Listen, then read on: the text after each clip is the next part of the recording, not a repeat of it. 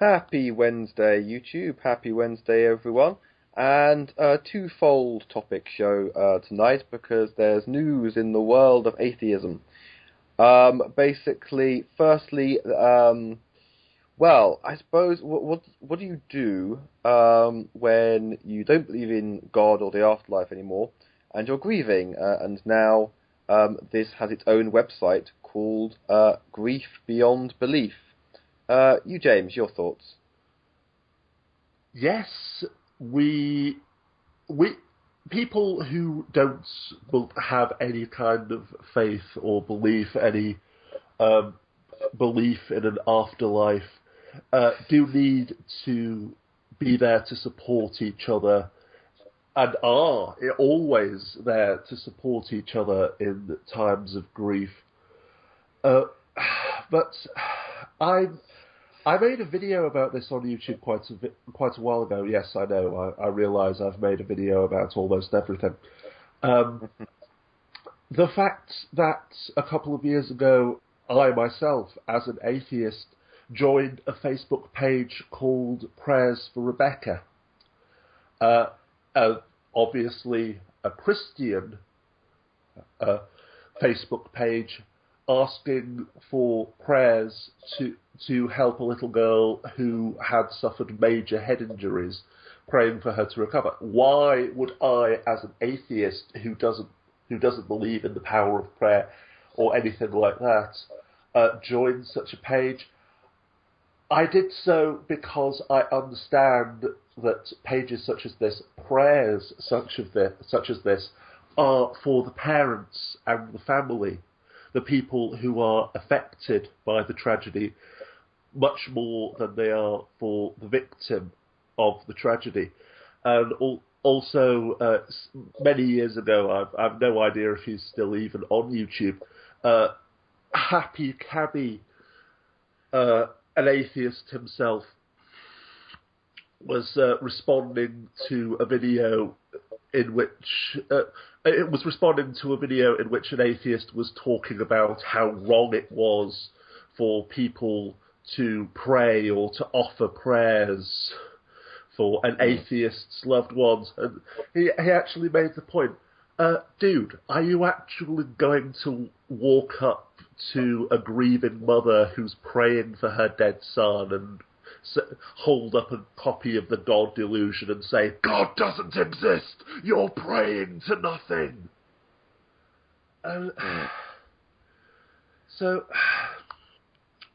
I understand, even though I don't agree with it, even though I also personally find it uncomfortable when people say that they will pray for me or offer prayers for people who are suffering.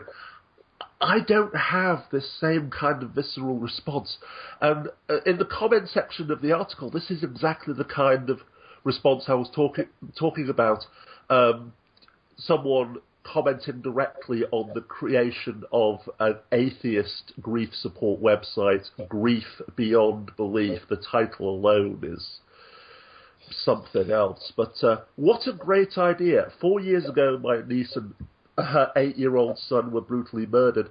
In February, my brother died during surgery. It's such a drain to continually hear that stuff. There are times I'd hear people say shit like my great-nephew was sleeping on the clouds in heaven that I thought I'd explode. His stepfather killed him with a machete.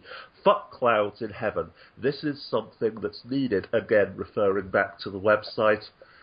Every stereotype that theists have of atheists as angry, bitter, spiteful, miserable people who hate God.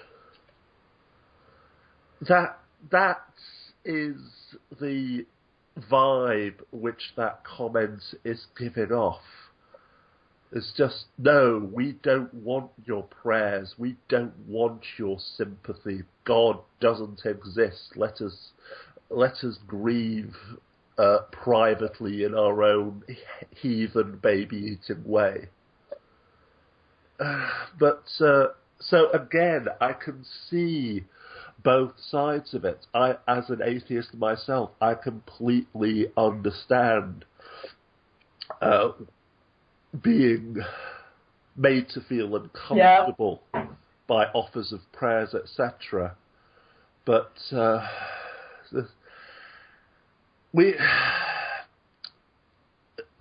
but on the other hand, we just have to get past this idea that someone praying for us or praying for our loved ones is automatically an insult. Okay, well, Coqui, we're basically a room full of apostates here, but it wasn't that long ago that you were still a practicing Mormon, is it? Well, I mean, I guess it's been 5 years now. Okay, so is that something you noticed that you used to cope with grief by because of course there's an afterlife, and that I don't know if it's a very personal question if you've been bereaved in the past 5 years at all, but do you think it's a really necessary thing to have a kind of comfort for the non-believer? Even as a believer, I don't recall engaging in those kinds of displays of piety, if you will.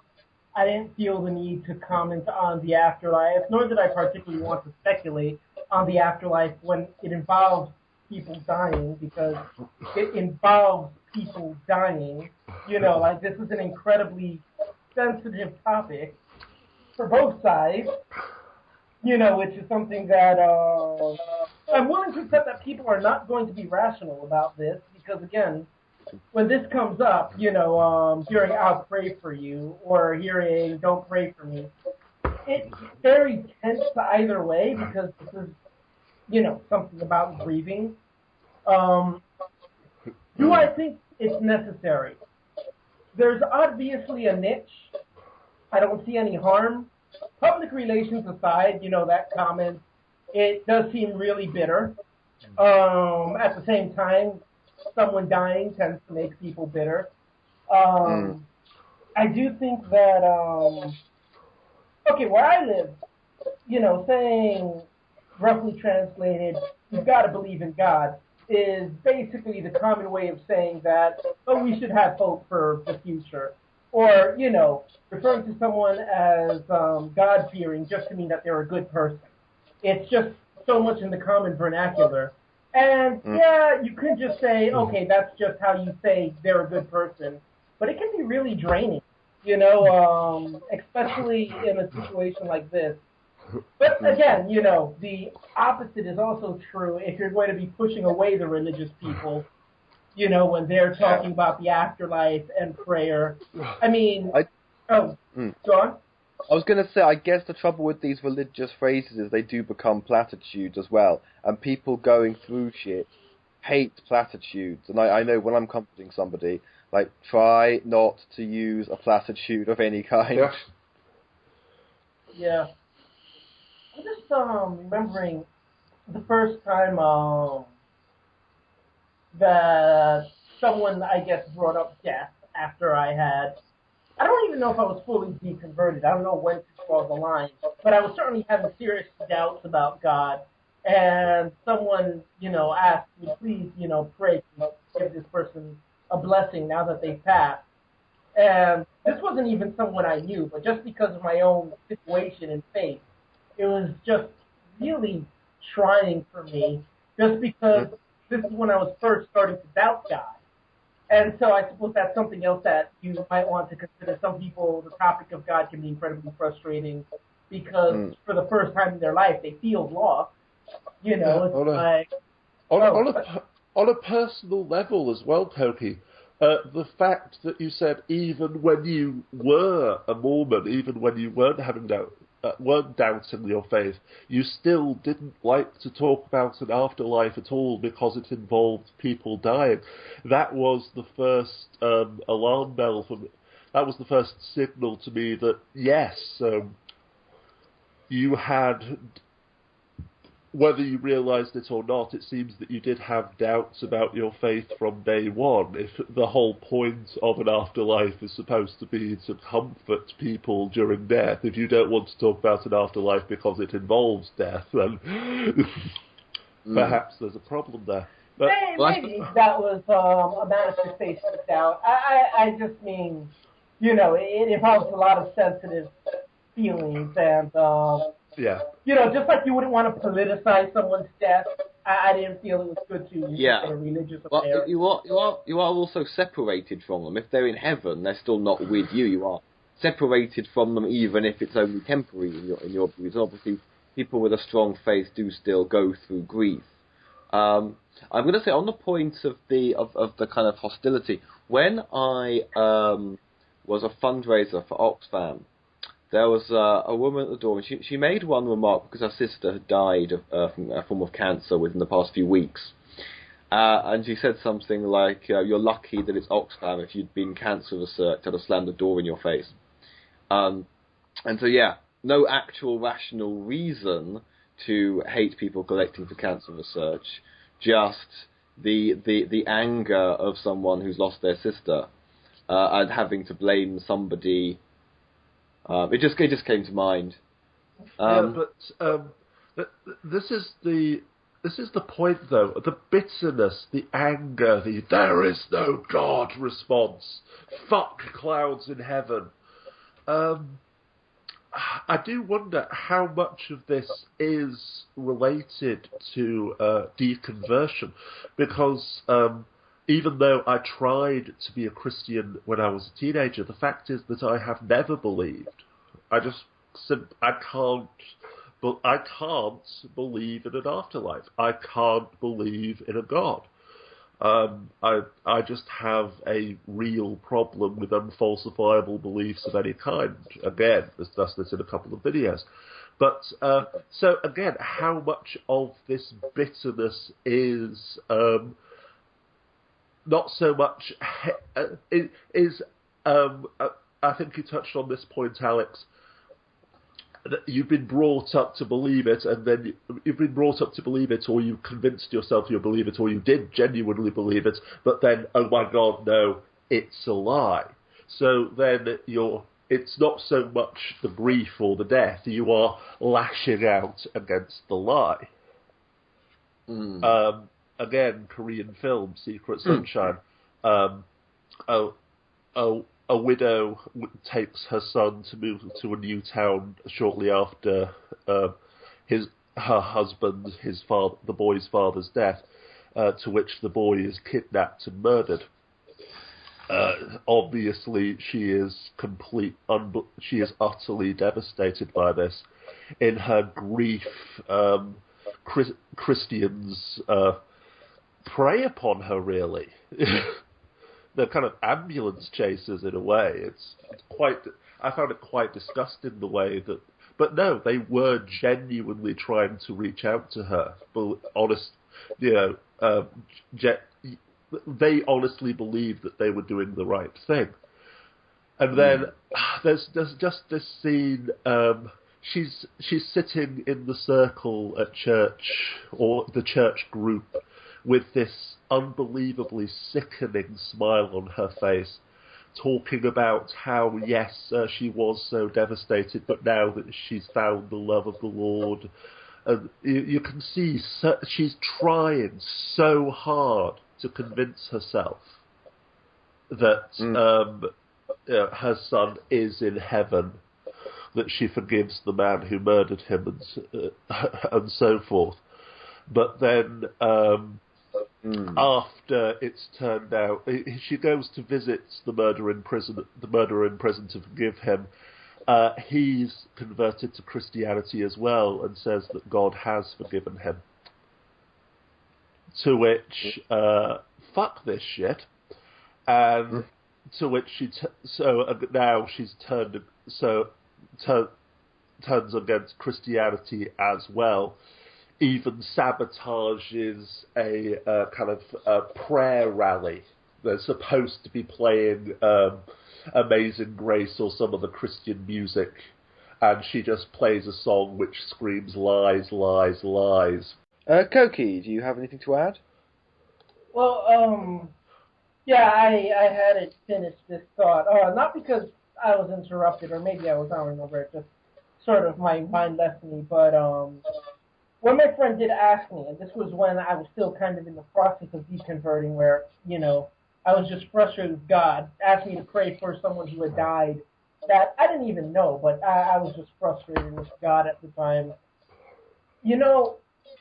I could have just said no, and I think it would have been understandable for me to say no in this case. Not so much that it involves death, but also, even if I did end up bouncing back, I was at a trying point in my faith, and I think that death often involves trying points in people's faith. To bring up this kind of stuff, it can be problematic, but at the same time, I wanted to do this, and, I still said the prayer as I would before, because, I had been a missionary, I had been ordained with the priesthood and everything, and I tried to pride myself in being able to, I didn't try to pray eloquently, but at least I tried to pray with reverence and try to bear a lot of things in mind. And I realized I needed to express my solidarity with the person. So, I began saying this, there is a niche, and so I'd say it probably should exist if it can exist. If it can't exist, then obviously, if no one's going to use it, then that's another matter. But if it can exist, if there are people using it, why not? That being said, I also think it's really important that atheists don't isolate themselves and that they do communicate. The word they'll use is prayer, but what they want first and foremost is solidarity for their suffering, for their grieving. And I think that's something really important, is that death isn't a topic that people are very rational around, but if we can, we should try to go through it together. And that falls upon the atheist to, try to express solidarity, even if it comes in the form of prayer, or just sort of nodding your head through a conversation that's making you a little queasy. And it also falls on the Christian to not bring this stuff up. You don't know what this person's going through when you're assuring them these things. And granted, sometimes you do have to part your separate ways, and maybe you'll have a separate, there's separate services for separate religions. I've seen that in funerals, that there'll be a Catholic service that disbands, then there's a Pentecostal service for the same person, and I could see that with, both the secular and religious one. But we should try to band together in these times. And so, yeah. Indeed, Coqui, this idea of division, the whole, what you were saying before about a niche, that this one website, it's not as if that is the only place where atheists grieve and support one another during their hour of grief. That happens across the world, across the internet, all the time. It's just that we don't give it a label. We don't give it this massive fanfare and basically put a sign on the website saying atheists only. Anyway, I've no idea how this website will be run, but I'm getting the feel. No, I think I think I did read something in the article about any mentions of prayer or heaven being blocked. Right. Removed or censored. And what the fuck? You're an atheist, your family is Catholic, they're not going to, or any other religious denomination, you're not going to go to your family when there's going to be a separation between you and your family if you are grieving, if you've lost someone who you love, just because they're talking about heaven and you're not. Well, this was the main point that I put forward in my videos discussing the whole issue of prayer. People call it prayer. They believe that they genuinely believe that they are talking to or communicating with a higher power, a God. But this coming together.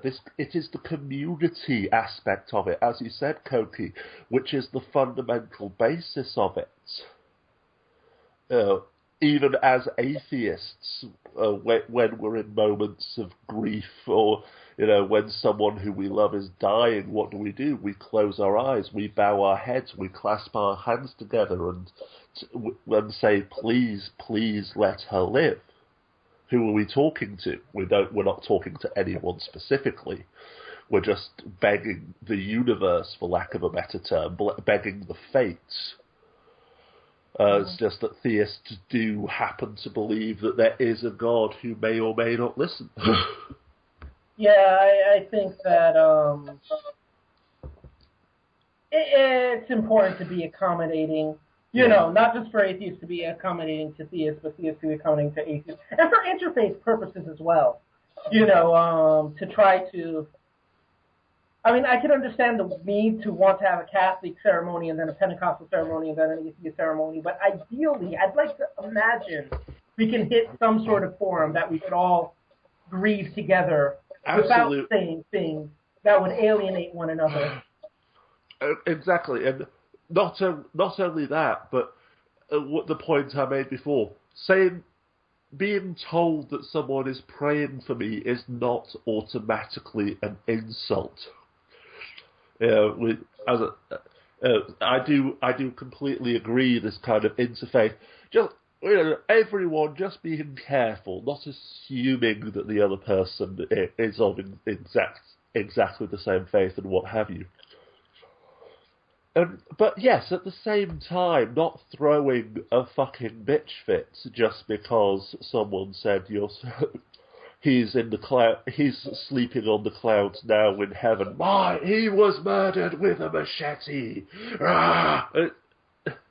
What does that? What would slamming the door in the face of the Cancer Research Collective? They're trying to raise money to prevent what happened to that woman's sister ever happening again.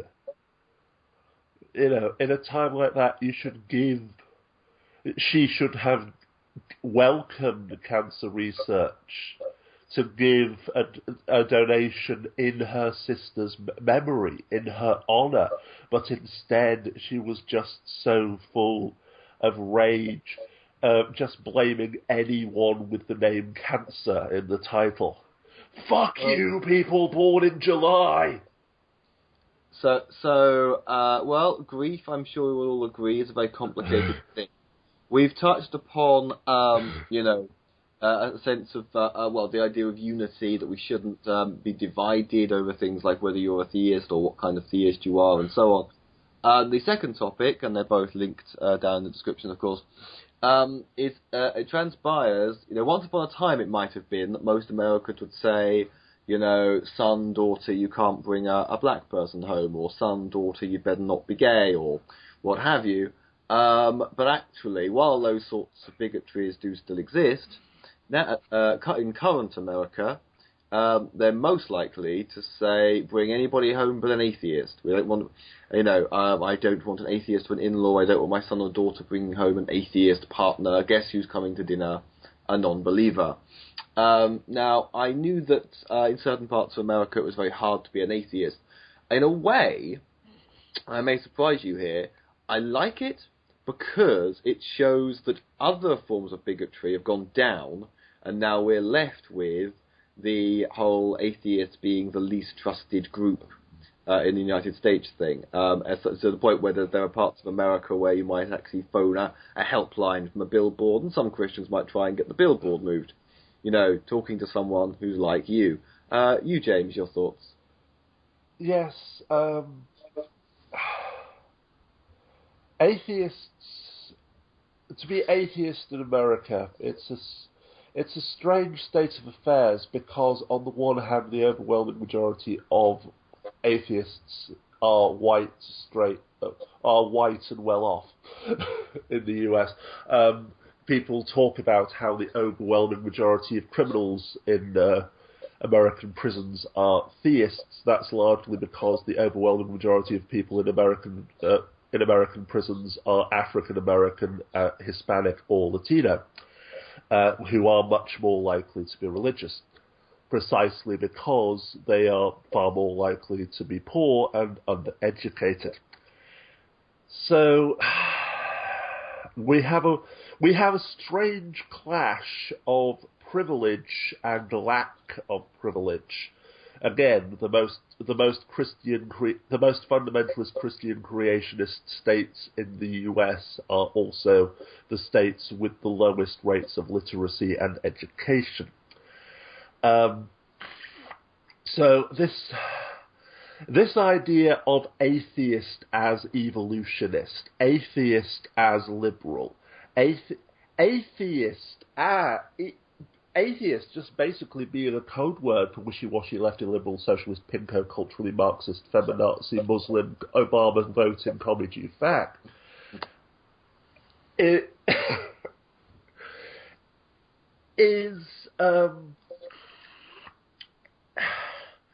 is becoming increasingly widespread. The first thing I noted about the article linked down as the underbar is the fact that they were talking about how America hasn't seen this level of political polarization since the fucking Civil War.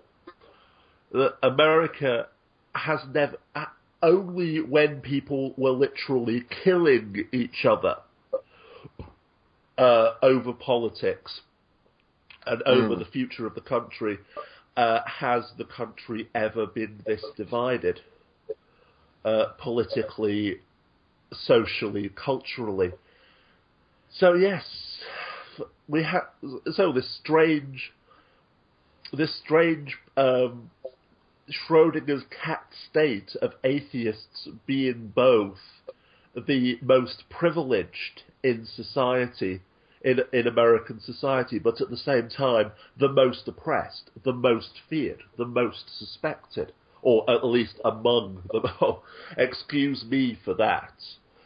Yes, to say that atheists are the most oppressed. So, it does strike me the overwhelming majority of American atheists, anti-theists, specifically on YouTube, screaming about the evils of theism, are white, straight, well-off individuals. You're talking about oppression, bitch, please. So it's... Well, obviously they don't have a lot of political power in America because you can't get elected without talking about God. Sorry, Coqui, come on. Yeah, I was just going to say that part of this is that we're viewing it through the lens of people who are, one, on the internet quite a bit, and two, that this kind of thing would take up a good deal of their time and thought. As in, they have a certain degree of leisure time, and they are passionate about their politics in the matter because, I have encountered a lot of non-white atheists, which I suppose I'm numbered among them. And, especially, actually, I think this is especially true for minority communities where religion is such a strong thing, where, like I mentioned, where I live... This unfortunately leads to the kind of black and white, the black and white us or them bias, which I was talking about earlier. If you are atheist, if you are doubting the fundamentalist religious fanaticism of your community, if you're born in Texas, for example, the anti-theists on one side saying, well, you have just deconvert, reject God entirely, you don't want to be one of these theocratic bigots. The other side saying, no, God, purity, heaven, eternal salvation. But couldn't you be a more moderate Christian?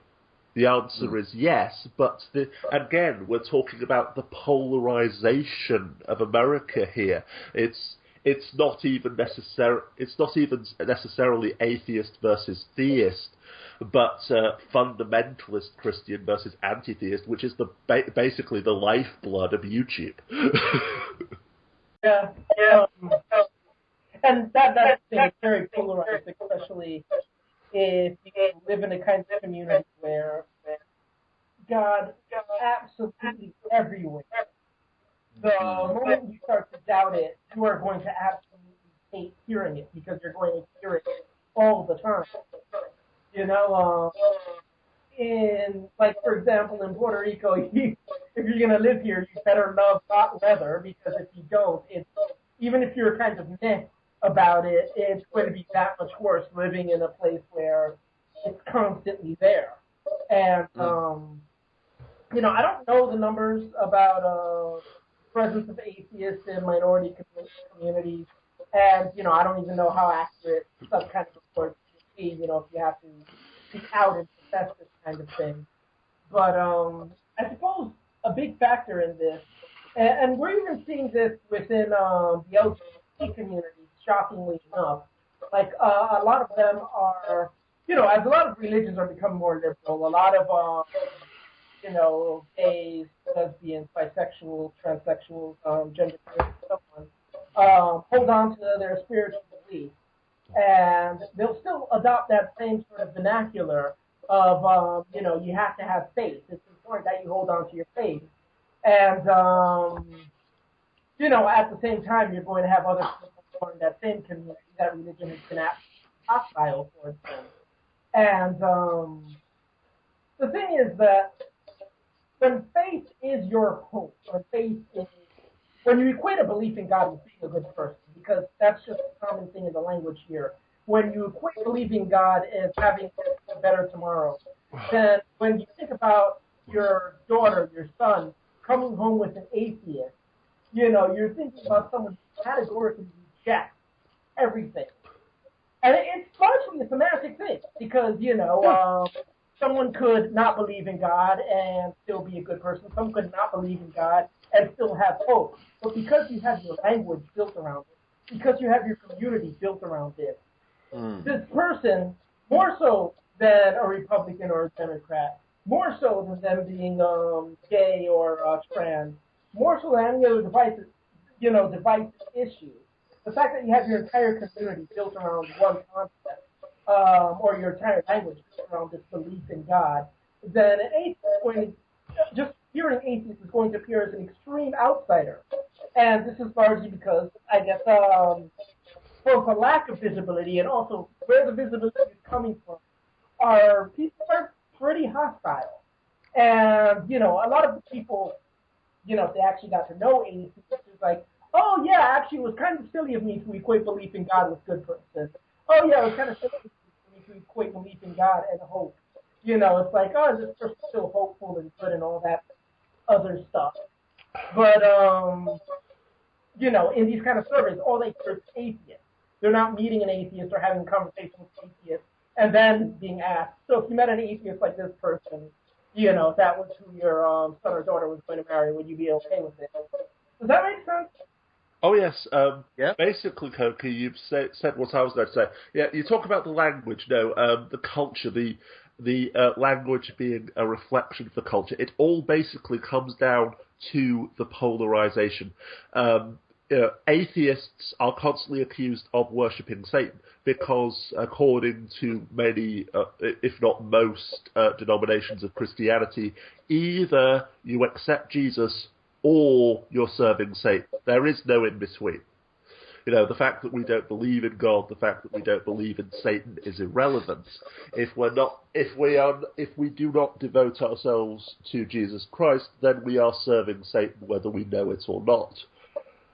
So that, in case anyone was wondering, explains why we're constantly referred to as Satanists. When your entire community is, when your entire way of life, your way of thinking is built around the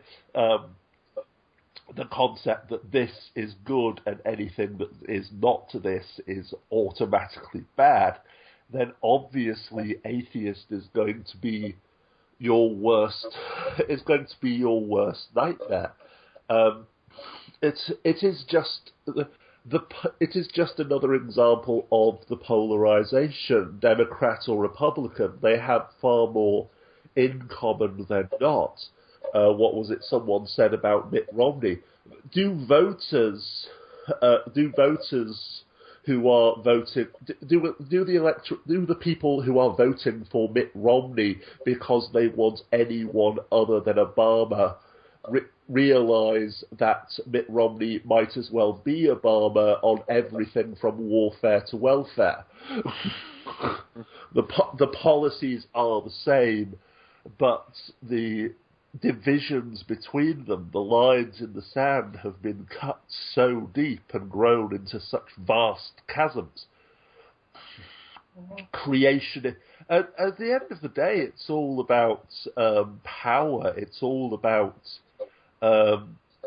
tribalism, the innate fear and hatred of the other. But yeah, go ahead. On the survey, I just want to say that it's great that a lot of other forms of bigotry are going down, and the political tensions are quite troubling. But at least in the case of atheists, while the survey is troubling on some level, I don't think it's going to be quite as problematic as bigotry against other groups. Simply because people who are bigoted against blacks or who are accepting of blacks, they have an idea of what a black person looks like. Exactly. They have an idea. Atheism is a completely sort of invisible status. So they may know many atheists and not be aware of it.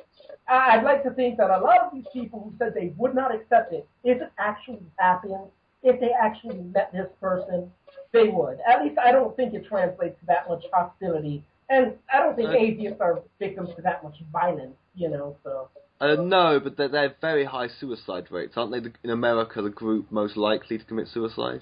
Yeah, I did read that at one point. I was never able to find any statistics to demonstrate it, so apparently that means it's fine. Okay, so does if I open up the floor, anyone have anything to add? Basically the point that Coqui was making. Yes, atheists are oppressed, but not anywhere near to the degree that we sometimes like to make out. But seriously though, the fact that people can't stand for public office, and in I think it is 7 states of the US, unless they are Christian. It's not that they have to be Christian to be elected, it's that they cannot even apply. They cannot even register to be elected unless they are Christian. That is a serious issue. The fact that Grappling Ignorance on YouTube lost his job because he made, and as you say, Alex, above all, the fact that they are the most likely to commit suicide precisely because they are so isolated, so alone, which of course brings us back to the points, the wider issue surrounding the Grief Beyond Belief website, that atheists do need a community, that when you are the only non-believer, or you feel like you're the only non-believer in an incredibly religious community, the internet can and often is literally your lifeline. Aha, okay, so I'll go round. You, James, final thought and goodbye. The great holy donkey doesn't exist, and I'll see you all next time. Now, Coqui, don't tear my heart out. The hamster's wheel, right? Yeah. I mean, we all knew that Ujames spoke of false idols and blasphemy. I was only being facetious to make a point, blasphemer. But, in any case, no, I just want to say, to any atheists watching this, I don't think you have to be that nervous about meeting a significant other's parents like I said, the survey, while it's troubling, I don't think it'll translate to actual hostility. They only don't approve of atheists because they haven't met you yet. So be the kind of atheist that would change their mind. And may the hamster of religious tolerance, interfaith mingling, and secular spaces be upon you all. Amen to that. And on that bombshell, good night, Internet. Good night, everyone.